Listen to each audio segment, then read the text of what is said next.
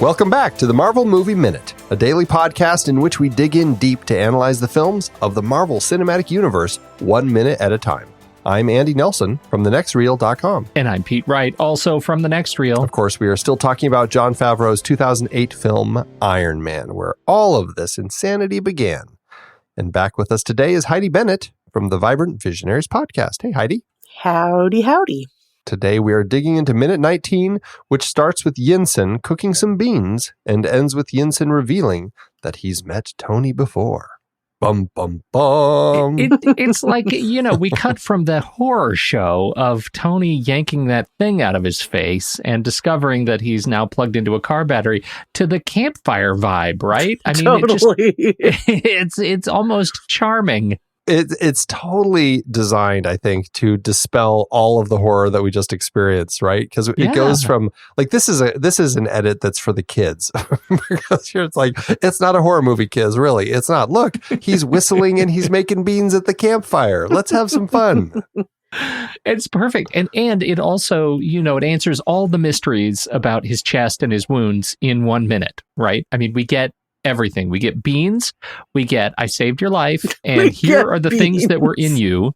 Beans and barbs. Beans and barbs. And I'm going to go ahead and explain all of this stuff for you and explain some of the lore, and they get it in really efficiently in this minute. Yeah, and you get his smile, too. Yeah, we needed that. Yeah. It's a very efficient minute in that they designed it that way. And I like that because exposition can be painful at times. And this way, it's storytelling done in an efficient way. And I think by kind of showing us the little jar of his souvenir, here, look what I've got for you.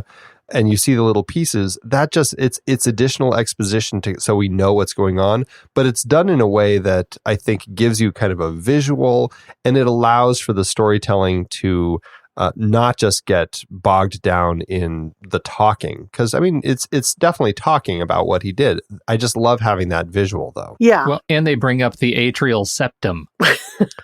Yes. I'm looking at pictures of it. You can find pictures and cross sections of the heart, and it's not good for those who are squeamish.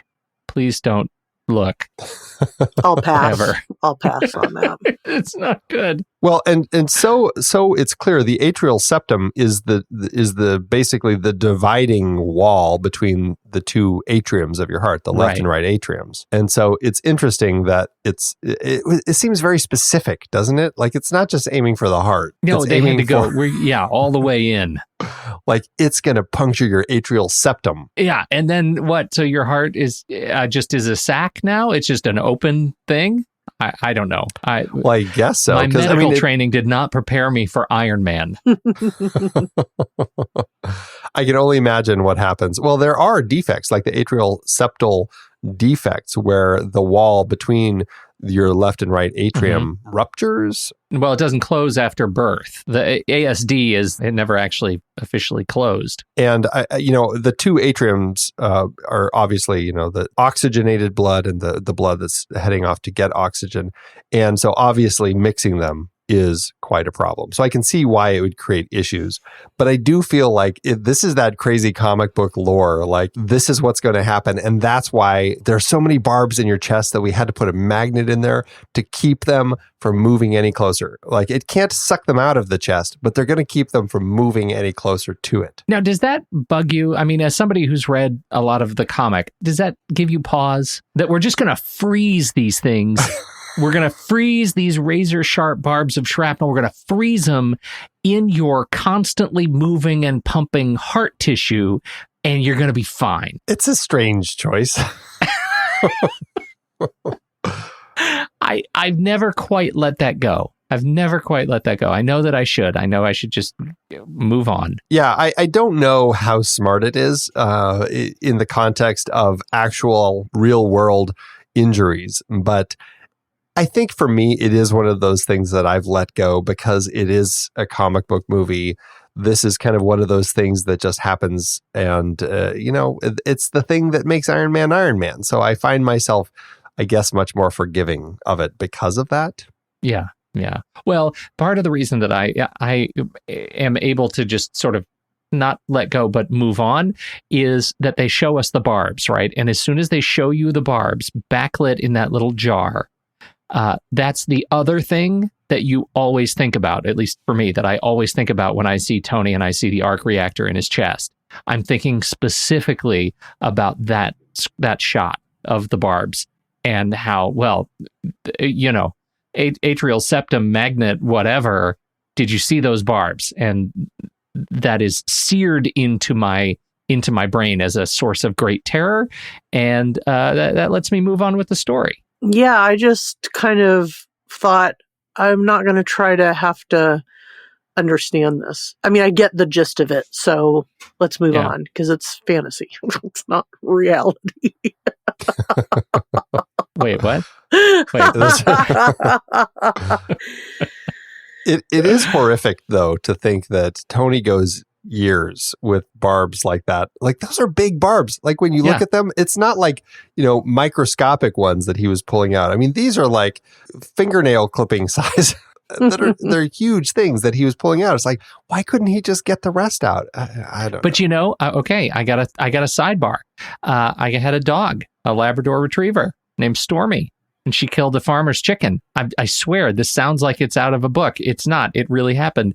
The farmer shot my dog with a shotgun, and we were able to take the dog to the hospital or to the vet, and they pulled out a lot of the buckshot, but weren't able to get it all. 6 years later, my dog died because one of the pieces of buckshot actually busted through her lung, and she aspirated. I was going to ask if it was the atrial septum, but it was the lung. No, it was a lung thing. But those, that for me is actually, that it moved into my dog's lung is a thing that, I was able to kind of work with. But this is the barbs in his heart that I just had a little trouble with the magnet keeping those things from moving. I just had a problem with that. I saw this now with the magnet, and I think, why didn't we get one of these for my dog? Because that would have been awesome. Yeah, that's what I was going to say, is the vet clearly just needed to install an electromagnet in your dog's that would have been chest. A glowing magnet in my dog's chest would have been so boss. That would have been great. An interesting difference with the comic book is that in the film, they went straight for the circular piece in his chest that becomes so iconic with Iron Man. In the comic book, that comes much later. What they build initially is he has to wear his entire suit. He has the whole suit on, and the entire suit is what is keeping him protected. And he goes on wearing that suit for a very long time. It's under his clothes all the time. And what's really inefficient about it back in the day is that he always, and this was actually, it worked well in the world of comic books, because the reason that he so often is struggling against the villains that he's fighting against is because it's running out of juice and he has to go plug himself in again. I can only imagine that in the film. Yeah, totally. He has to step into a charger. Right. That'd be so good. Well, that was always the best in some of the comics, where he's like, I just got to get to an outlet, and he'd like plug himself in. Oh, there we go. And then the old Iron Man would get out there and defeat the villain. Too funny. I like in this minute, speaking of sound design, like we were in the last minute, there's a great hum that builds as Tony is kind of moving the mirror around, and he looks at it. As soon as it kind of, that mirror goes from his face down to the electromagnet, this great hum just rises up, and it speaks well to the sound design, again, as we were talking about before. But it's just it gives it. I think it something about the sound design keeps making me feel uncomfortable with the electromagnet. And I think they're doing that on purpose, and I love it. Yeah, I love it too. It's interesting. What I'm noticing more about this minute is how we were saying it's such a contrast to last minute, but also with Tony himself. He goes from the looking sort of paralyzed with fear to, oh, here's some beans and whistling. And then he's sitting upwards. He has his Tony bravado back on. I mean, he just looks like a confident, curious fellow again. And it seems like he's moved very quickly. And even the way he zips up his jacket over his new magnet circle. It just, and the way Yinsen tosses him the bottle with the shards in it and he grabs it with ease. It's just this confidence and ease that happens here where he's just taking in the info, so he's being very consistently Starky here, I guess. Consistently Starky. Yes. I like that. The thing that I noticed, and this is sort of a combination with the sound and that hum you're talking about, Andy, too, is that his attitude seems to change when he notices that he's being watched, right? That you see the shot where we look at Yinsen and he says, "Oh yeah, they're watching." We cut back to Tony and there's this shot where he's looking, his eye line is at Yinsen, and then it goes, deliberately off into the middle distance, and you get this feeling right at the very last second of the minute that he is just made, something has just changed. That all of the surgery that he's overcome, the beans that he has to eat, the story that he has to live with now, something has changed. And I get the feeling that he's about to take control of whatever comes next. Well, as we've seen so far in the film, he's a guy who very much is always in control. He always knows what's going on in the situations and handles it and takes control in ways that make sense for that rich playboy type of character. And you can see that. And it's a great point, Heidi, that here is this moment where he's like, he starts with him like, look at this horrific thing. And he's like, what the hell did you do to me? And as he absorbs it, I mean, he's a scientific genius and he kind of absorbs it quickly. And I feel like he understands it quickly. He really starts turning that Starkiness back on. It's nicely performed here. So orange and teal. Have you guys talked about orange and teal yet on this? These are some rather orange and teal-y minutes also. Totally. We haven't, I don't think we've had as much cause yet, but when did that trend really kick in? It was in the 90s, I feel like, maybe? Yeah, I remember, I'm not sure when it really kicked in. I remember noticing it mostly in The Lord of the Rings. There's a lot of orange and teal in Lord of the Rings. Yeah. Well, and I feel like the place that's most obvious, and maybe it's just because it's such a thing that you stare at for such a much longer period of time, is just a movie poster. You're looking at that image; it's not constantly changing. And I feel like the trend of that orange and teal in movie posters has just grown exponentially over the years. But yeah, in films, I definitely think that it's something that's been growing over the last several decades. And it is, yeah, you got the orange. And I guess it makes sense in context here. You've got the orange fire and then the teal, that blue for the cave, just to kind of give it that cave vibe. So in this sense, I guess I'd say it works in this particular world. I would agree.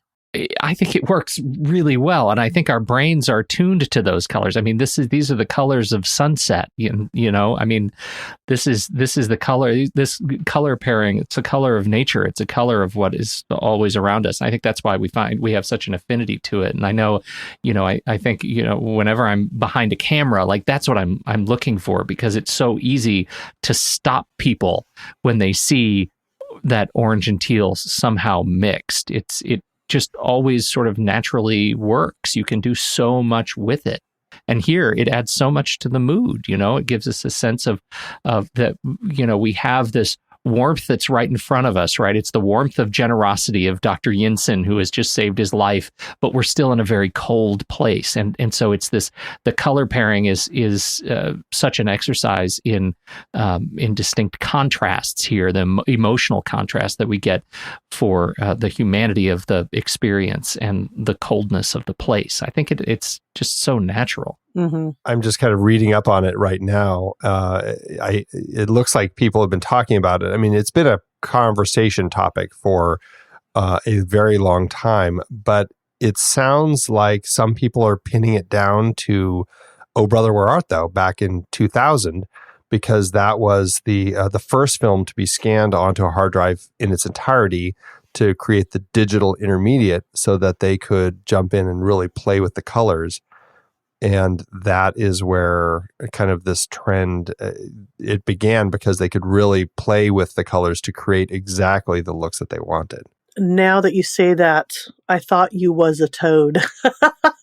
Now that you say that, that rings a bell. You know, I do remember that they did a lot of fancy color play in that film.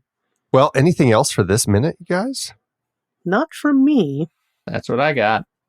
All right. Well, Heidi, thanks again for joining us. Where can people find you? You can find me at vibrantvisionaries.com, and I'm also a coach for creative people. So I'm a professional coach for professional multi-creatives. And if you're wondering what the heck that means, you can go to HeidiBennett.com, HeidiBennett.com. Fantastic. Well, that is it for today's show, everybody. Thanks so much for tuning in. Make sure you subscribe to the show for free at MarvelMovieMinute.com. Join us over in our Discord chat room and follow us on Facebook, Twitter, and Instagram at The Next Reel. And if you like what we do and you want to support us and get some cool stuff, become a patron over at patreon.com/thenextreel. Until next time, true believers.